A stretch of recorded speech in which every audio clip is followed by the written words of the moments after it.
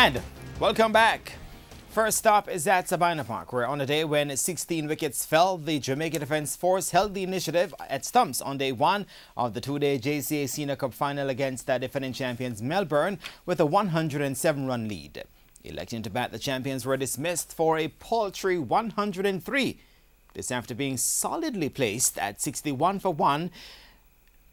They then lost their last 9 wickets for 42 runs.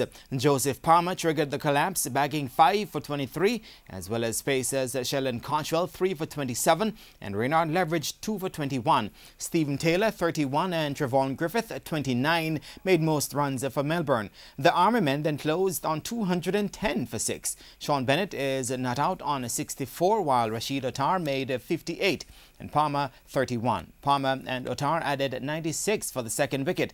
Nikita Miller has so far taken 3 for 55. As a senior person in the team, I know I have to go out there and do my best.